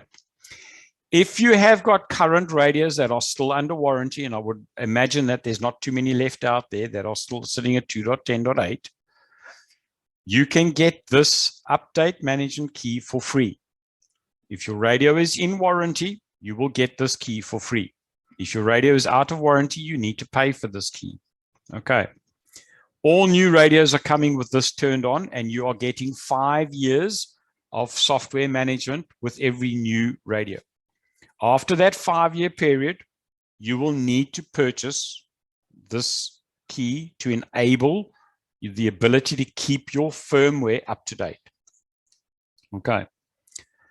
Motorola has introduced this. We can't get away from it. It is how it is, and it's going to be like that for the future. All right. So if you guys need to update your firmwares and you are confused as to what to do, please contact us. So Tim, Matthew, myself, we're quite aware of what's got to be done, and we can help you through it.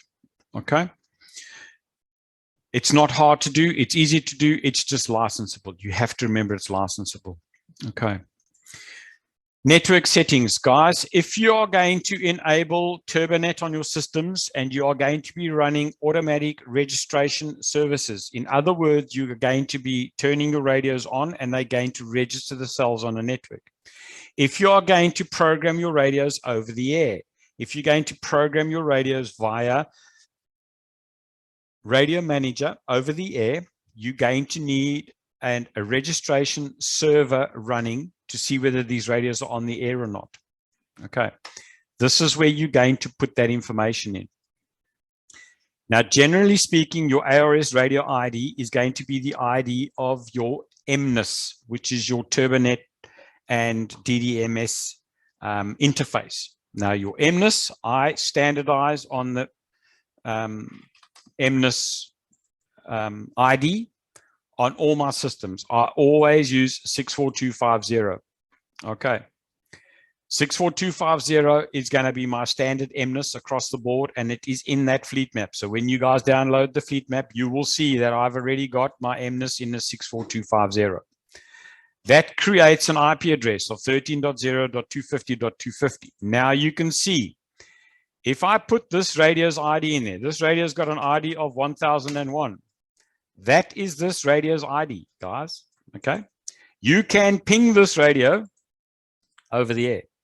If you are connected into your master repeater and you have got a computer that can see your master, you can actually physically ping this radio and it will answer you over the air as if you are pinging a computer using its IP address. And its IP address is its ID. So that ID, now you understand why I say to you, you cannot have more than one ID of a kind in the entire radio network because you are creating an IP address for it. That IP address is associated with that ID. What's my repeater's IP address? That is my repeater's IP address. Okay.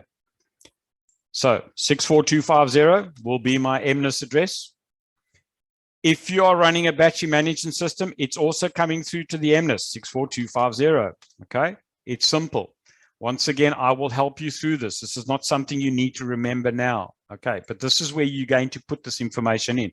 So the network setting within your portables and your mobiles is not there for show. It's there to give us functionality. What are we doing with our radio system? Remember, you're selling digital radios now. So you're not selling just a push to talk. You're selling a tool. This is part of the tooling. This is how we're tooling the system up. This is how we're getting its functionality. Under your network settings is also where your Bluetooth settings are, okay? Your IP site connected settings. This is your beacon interval. This beacon interval for IP site connect has to correspond to what's in the repeater station. If I change this beacon interval here, I have to change it in the portables, otherwise they're not going to shake hands. Factory default, 60 seconds. If you change it in the repeater, because this is the first thing you're programming, if you change that setting, you must please change it in every single portable. Otherwise, your portable is going to miss the beacon. Okay. So you can see that these things are communicating and shaking hands all the time. So when you turn this radio on now and it shakes hands with the repeater, it's actually shaking hands for a reason. It knows what it's doing. Okay. This is an O1E, so it's Wi-Fi capable. You can put Wi-Fi networks into this radio. Okay. Voice announcements. This is where you're going to set your voice announcements. Are you going to have voice announcement files? Or are you going to run text to speech? If you run text to speech, please remember to give yourself a voice. If you don't give yourself a voice, you are not going to have any text to speech. Okay. So you can, in the channels, say, oh, I want my text to speech to work. And they say, oh, there's no voice there. Well, you didn't give it a voice. So if you enable text to speech in your voice announcements, okay, please remember that you must give it a voice. Okay, so right to the bottom, text to speech, There's your voice. You must give it a voice. Okay, there's a myriad of voices you can pick from. Indoor location. If you have got the indoor location key in your radio, this is where you're going to be putting your indoor location beacon information. And that beacon information, where is it? It's in our fleet map. Now, the beacon information you're going to be putting into the radio is going to be its UUID number. Now, each beacon that you get from different manufacturers, there is one common denominator in the beacon. Okay, that the beacon will run what we call a UUID. So if I enable indoor locations, I can add a UUID here. Okay, that UUID is all you're putting into this radio. The radio will then look for all beacons that are transmitting this UUID, and it will then take from that beacon its major and its minors and send that into the network to give us a location of that beacon. Okay. Once again, guys, this is a bigger picture than what I'm trying to achieve today, but that's where you're going to set up indoor location services for this radio. Imperatives you have to have. Have to have an ID, put an alias in it. Next imperative you have to have a contact. If you do not have a contact, okay, you cannot generate anything. There is a default contact in here, and that default contact has got basically everything in it. Okay. That default contact has got a contact number. What is that contact number? This one's giving it a call ID of 1. You can add contacts. So if I click on the contact, I can add a contact. What contact am I adding? I'm going to add either a digital for conventional digital. Group call. Am I adding a group call, a private call, an all call, a dispatch call? Let's go to the group call. Okay. We can add that group call, and what are we going to call it? Let's call it operations. Okay, let's give it a unique ID. Let's call it 100. Let's add a second group call. Okay, once again, conventional digital, eh? We're only doing conventional digital. We can put a second group call in. Why? Because we can, and because we've got 2 time slots. So we want our second time slot. We're going to give that one to ERT team. Let's give it to the ERT, and let's give him a unique ID. Let's call him 110. Okay, once again, everything's unique IDs. All right. Receive group lists. If I create a receive group list, let's call this the ERT receive group list. You can see here I have got the 2 contacts I created in the available list that I need to monitor. Okay. If I add the ERT group into that ERT group list,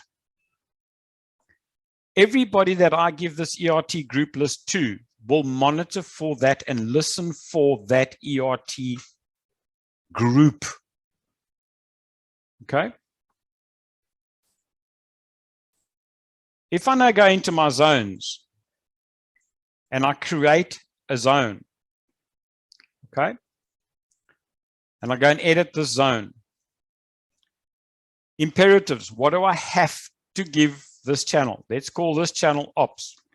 So this is going to be our ops channel. Okay.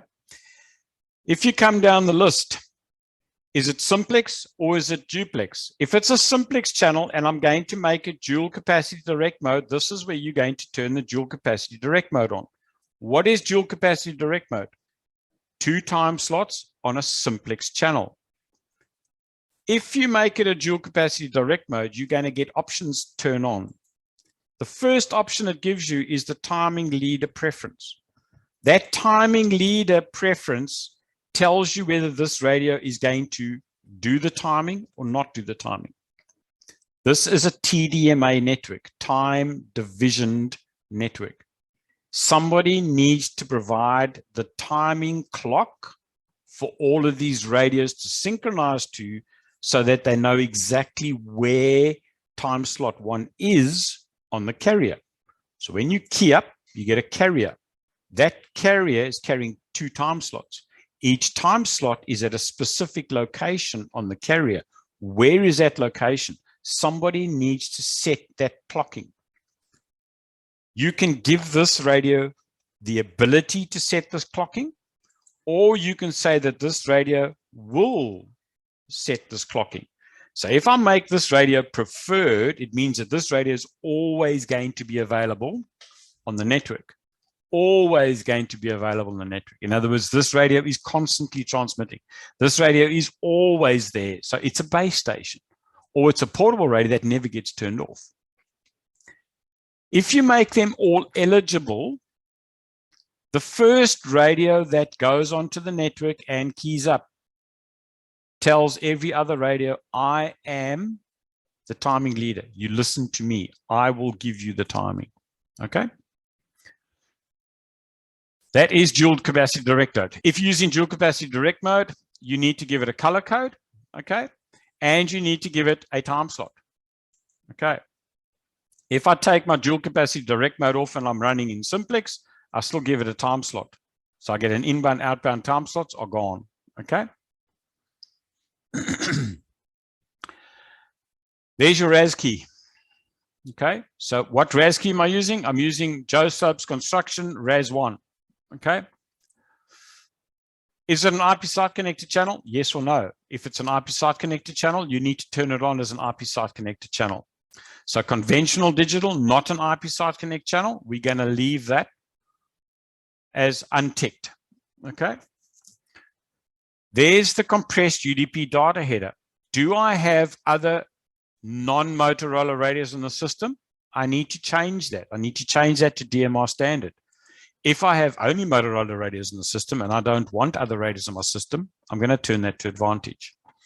Text message type, you can always leave as advantage because there is no DMR standard for text messages.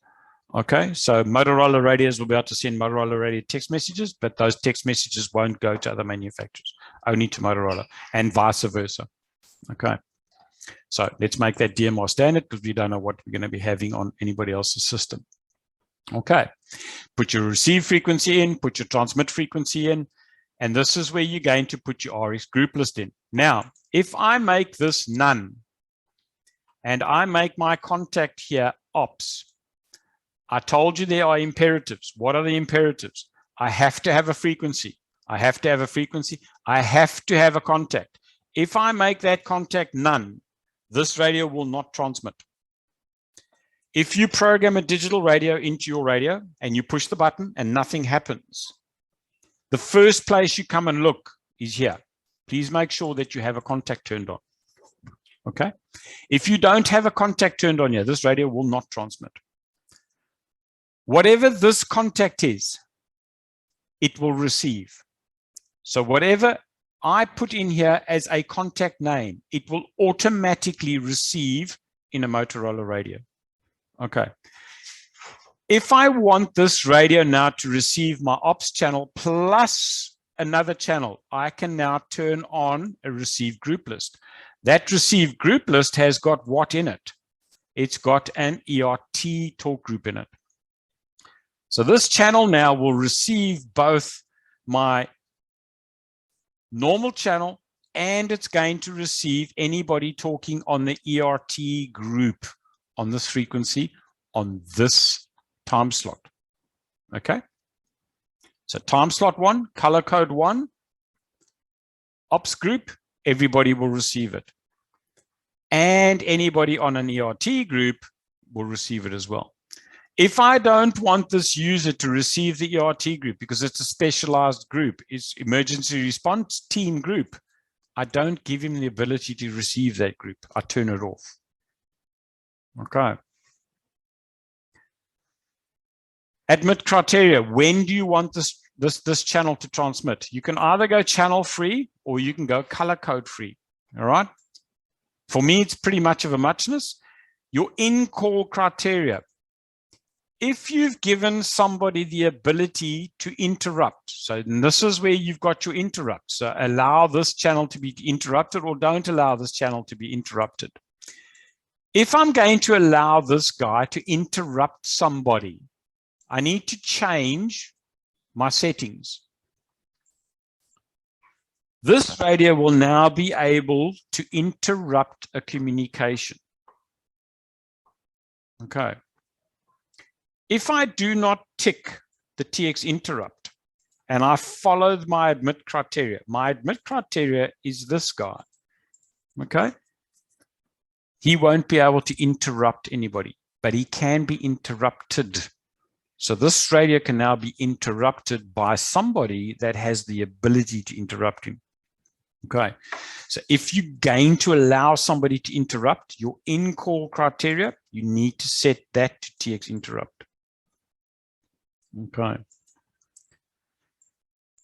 All right, folks, I think that about covers it. So conventional digital and IP Site Connect are the same. IP Site Connect will allow you to connect across sites. So if I turn my IP Site Connect on, this now becomes an IP site connected solution. Okay. If I have got more than one radio system, sorry, more than one site for an IP site connect, and I'm going to call this ops, in your channel pool, you are going to put your other sites. So your radio user still only selects ops. So on his radio, he goes to channel ops. In here, I am going to add a digital channel. Okay, I'm going to call this digital channel ops. Why? Because it's the ops channel. However, I'm going to put a dot after the ops because I can't have the same channel name here that I've got above.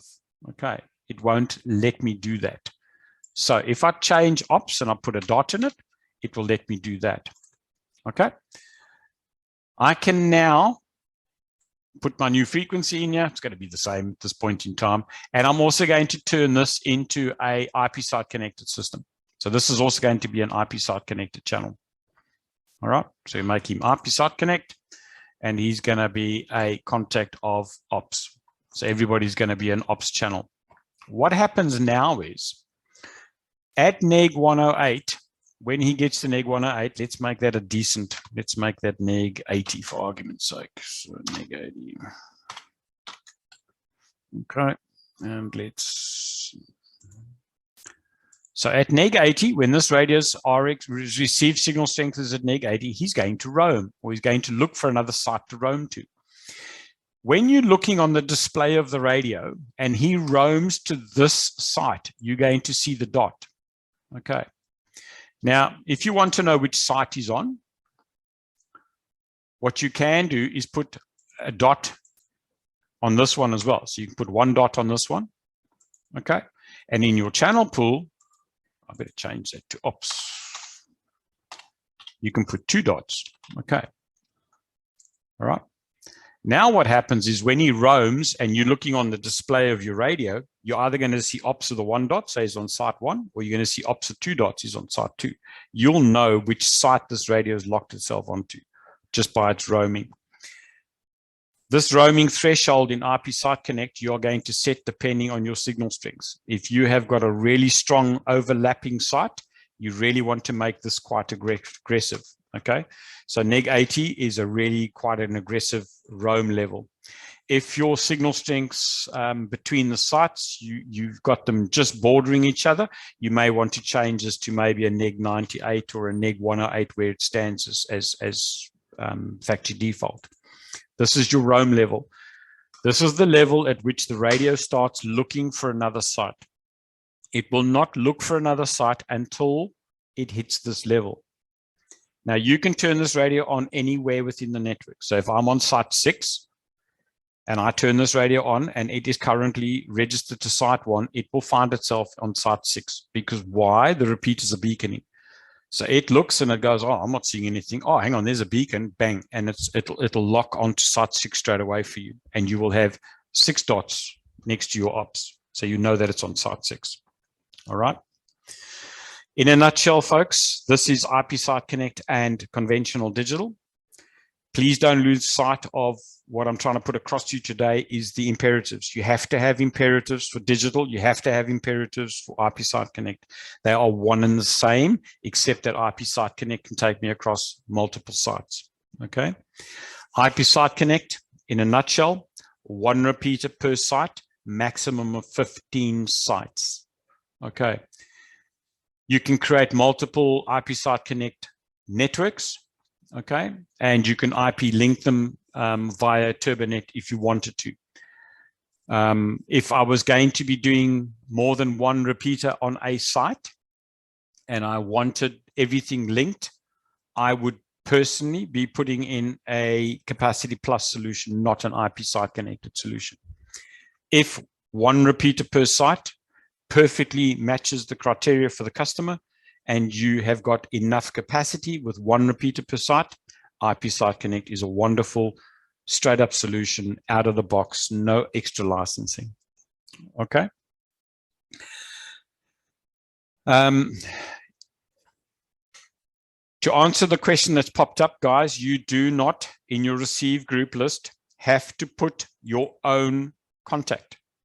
Okay. A lot of people are creating receive group lists for their own contact. So I'm going to create an ops receive group list. I don't have to do that. Okay. If I create an ops receive group list and I stick my ops channel in there, and then every single channel I go to, so if I say he's an ops channel, okay, and I create an ops channel and I put in a receive group list of ops in there, I'm wasting my time because it's going to receive ops anyway. If I leave that at none and I don't want this radio to receive anything else but what its own PTT contact is, I don't have to put anything into the receive group list. Folks, this is for Motorola. Please don't confuse this with other manufacturers. Other manufacturers, you need to put the contact into the group list. Motorola, you don't. It makes the assumption that whatever your TX contact is, your receive contact is. Okay, that's an assumption. So you do not need to create receive group lists, miles and miles of receive group lists for every single contact that you've created in the system. So I don't have to copy my contacts into group lists. You only need a group list for a contact that you want this radio to receive over and above its own contact. So whatever you're putting into the receive group lists is over and above its own contact. Okay, I hope that explains that adequately. Let me just see the rest of these questions. I hope that answered that question. Robert, is that $47 per radio? Yes, it is. That $47 for the entitlement to go to the software update management is a per radio cost. The repeater station, if you need to update repeaters that are out of warranty, they are at 200 and, oh gosh, the price just went up, didn't they? You guys may have to help me out. They were $256, I think. It's just gone up. So they probably be $260 odd now. Okay. That is a one-off per repeater, per radio. Mobile radios, same charge. Mobile radios, $47 radio. Portable radios, $47. ATEX radio, $47. That doesn't change. Okay. IP Site Connect. Can I support more than 2 time slots by running more than one repeater at a site on different frequencies? No. IP Site Connect, if I've got an IP Site connected repeater station, whatever this repeater station is programmed for, that is what's going to be on the IP Site Connect. You have got one frequency in an IP Site connected repeater station and one frequency only. So this is an IP Site connected solution. You have got one repeater station in here, nothing else. Okay, I can determine which time slots of this repeater are wide area time slots by the programming on the channel. But if I add a second repeater into this site, it does not form part of this IP Site Connect unless I make it a different site number. So if I put a second repeater on the site, the same site, and I tie these two repeaters together, the second repeater on the site becomes site 1, repeater 2. Okay, in fact, it wouldn't be site 1, it would be site 2, repeater 1. You're going to change it because I can only have one repeater per site. But then whatever is happening on the first repeater is going to happen on the second repeater. The reason you're adding a second repeater on a site is because you're trying to give them capacity. Okay. If you've got multiple sites and you want to put single repeaters linking across multiple sites, you're creating multiple IP site connected solutions. So you're going to have IP site connect solution 1 will be repeater 1 and repeater 1 on site 1 and site 2. IP site connect solution 2 will be repeater 2 and repeater 2 on site 1 and site 2. Does that make sense? If you're going to start doing something like that, guys, I really, really think you should be looking at a capacity plus solution. Okay. I hope that answers that question, Dean. I know it's a bit convoluted, but if I haven't answered it, son, give me a ring and I'll try and explain it better. Okay. Any other questions, guys? I know you tossing these into the chat, so I hope you can all see them. I think I've handled them all, Katie. Did I miss one? What causes garbled transmissions? Garbled transmissions can be caused by the fact that you've got encryption turned on one radio, but not on another. Okay, so we've had systems where guys have turned on basic encryption and you've let a couple of portables pop through and they haven't turned the basic encryption on and it sounds garbled. It comes, okay, it sounds like you really got your head in a bucket and you're blowing bubbles. Okay, it sounds terrible. The other thing that can be really garbled is if you're listening to a digital transmission on an analog radio. Okay, that's really something to listen to. If you guys haven't listened to that, listen to it. So if you've got really bad garbled transmissions you can't fix, please go and look at your encryption. Make sure that you haven't turned on any of your basic encryptions under the general settings. Okay, so in the portable radios, under your general settings, under security, please make sure that you haven't turned your basic, and if you have turned it on, what is your basic privacy key? This key is important. Okay, so if you've made this 55, please make sure you've got 55 on everybody. Otherwise, that basic encryption key is incorrect. All right. So if you're leaving that blank, you've turned the basic encryption on and you've left it blank. And in the channel, I've turned encryption on. So if I turn my encryption on in the channel and I say that this channel is now encrypted, okay, you must please make sure that your privacy is turned on. Okay. And the privacy key, the privacy alias is 1. Hey guys, that's what you've made it. Okay, you've enabled that. So if I've turned the privacy on the channel and the privacy is there, that's what you've made it. Okay, all right. So please check that. If it's really garbled, make sure that you have got the privacy ticked. You may have put a channel into a new radio and you've forgotten to tick the privacy, but you have got privacy enabled on the system. And if you have got privacy enabled in the system, please make sure that your privacy key is the same. All right. And once again, that privacy is registered in your fleet map. So what is the privacy type? Basic, enhanced. What is the key? What is the alias? And what is the key value? Okay. If you're giving it a key value. All right. So basic will have a key ID.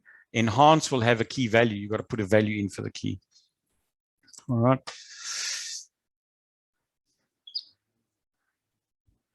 Okay, if the master repeater is down, do other repeaters at all sites fail? No, they don't. The master repeater is there to establish the network. Once the network has been established, you can take the master repeater out of the network. If you lose power on a peer site and you do not have a master, that peer will no longer be part of the network. It will come out of the network. You have to have the master repeater to create the initial network. You also have to have the master repeater there if your repeater comes out of the network for any one reason.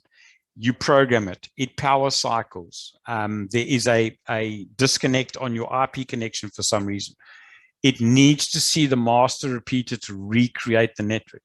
So your master repeater manages and owns the network.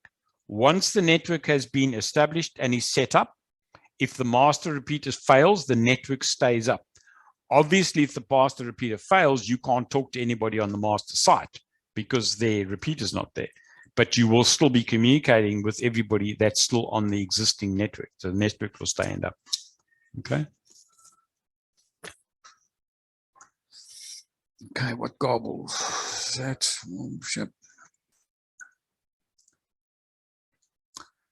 having issues. So generally speaking, I don't find that there's issues with the vocoder. If you find that your audio levels are not great, all right, have a look at your vocoder settings. Have a look at the settings that we've got within the audio functionality of the general settings, and play with those. Now, I generally don't play too much with these audio settings because I don't think they make massive amounts of difference. But this preference level setting here can also change signal levels. So your level 3 can actually be a lot louder than a level 1, for argument's sake. You can also change your boost and bass levels using these preference levels. Okay, so if you've got vocoder issues, or you think you're having vocoder issues, play with your audio settings here, your audio profiles, with the customer until he's happy with what he's playing with. All right, and remember what I said to you, your display radios, you can actually get to some of these settings within the display radio, so you can make those changes on the fly. All right. Does the master need to be a part of the channel pool? Okay, so yes and no. If the master is the initial channel in the zone, the answer is no.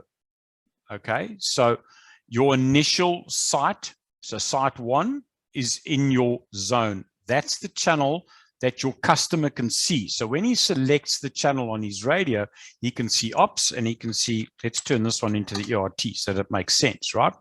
And let's call it ERT and put a dot on it, so ERT1. If he selects ops, and he's on site 1, he locks onto site 1. If he selects ops, because you can only select ops or ERT, because these are the only 2 channels he can see in the radio. Remember, anything in the channel pool, he can't see. He can't see them in the channel pool, okay? He can't get to the channel pool. So your radio here is going to be roaming, because it's IP site connected. It's going to be roaming across whatever you've got in the channel pool.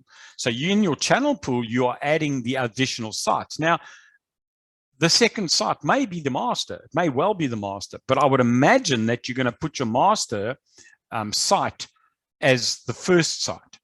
Okay, and I'm only saying that because you're not going to create a IP site connected system without a master. And so generally the first site you put up is your master site. So the first site that you program into the radios is generally going to be your master site. Any systems that you're adding after that, they're going to be the add-ins. So you're going to put them into the channel pool. Okay, now the channel pool is only used for IP site connect. If you are running a conventional digital system and you're not IP site connecting and you are putting multiple repeaters on the site, okay, so you're going to have more than one repeater on the site. You're going to have 2 repeaters on the site. Then you're putting them all into the zone. Okay, so you're going to then maintenance and management.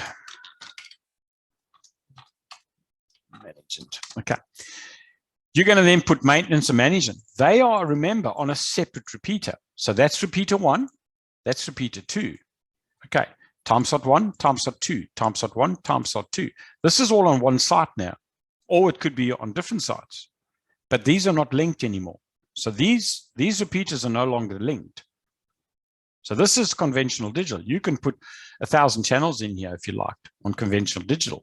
Just remember that a conventional digital channel, you're not going to be ticking the IP site connect. You're going to untick IP site connect because now it becomes a conventional digital. And you'll notice when I untick IP site connect, I lose the ability to edit my threshold because I don't need a threshold anymore. The minute I untick IP site connect, I'm not roaming anymore. Okay. Now, remember, you've got a scan list in the radio. So you can create a scan list. So I've got scan lists. So if I wanted to scan these different channels, I've got a scan list. Okay. So I've got my selected channel. And what else do I want to scan? I want to scan the maintenance. I want to scan the ops, maintenance management. Sorry. Now you look here, I've got my ops 2 and my ERT, right? ERT 1 dot, site 1, ops 2 dots, that's in the channel pool. Okay, so that's a hidden channel. I can't get to that, but I can put it in the scan list. Okay, so if I put this scan list now and I give that scan list a name, I can actually go and associate that scan list with the channel. So if I go back into my zone and I go back into the channels, I can actually now let this channel scan that. So I can say, right, I want this channel. Okay, so I'm now going to be on ops 1 and I actually want to scan all my other channels. All right. And when I go to this channel, I want it to auto scan. So when I select channel 1, I want the radio scanning, and I want to be able to scan all these other channels. So I want to know what happens if one of those channels. So I'm a manager. I want to know what's happening on all of these channels. So if I've got 4 repeaters on my side and I'm not IP site connected, I can still scan for those channels. Remember, you've got a comprehensive scanner in this radio. Okay. You can also do roaming. Okay, so you can create roam lists. Now, roam lists is a active site scan. So it's basically going to be scanning on RSSI levels. So it's a roam list, and you're going to be voting. So you want to vote scan across the systems. Okay. That's just a normal scanner. You can also add a voted scan list here. What is a voted scan list? All right, a voted scan list. I'm going to vote on an RSSI level. At what stage do I want my scan to go across? So my scanning, right? What is my voted level? My fast vote is a -70 dB. My slow vote is a -100. So at neg 100, I need to start looking for another channel. So in my voted scan list, what have I got in my voted scan list? So I've got a voted channel in my voted scan list. Put a voted channel into there and let it vote. All right. So you can do voting on this radio as well. We're getting more in depth than I intended to, folks. I really wanted to show you the conventional side of the programming, and to get you au fait with what is really imperative to have conventional. And then once you finish the conventional, you can go to IP Site Connect. We've gone way over time. I do apologize for taking up so much of your time, but I think we got through it. I hope it was advantageous. I hope you guys got something out of the training. Thank you for spending today with me. And I look forward to bringing you Capacity Plus on our next session, and we'll go through and have a look at what we would utilize if we needed more than one repeater on a site and we wanted to give guys the ability of doing a trunking solution. Thank you very much, people. Thank you for your time. If you need any information, please, we are available. Talk to us. We've got all of the information you need. We've got working systems here. If you are in Brisbane, come and visit us, come and see us. And we look forward to hosting you at our next webinar. Thank you very much, guys. Have a wonderful day.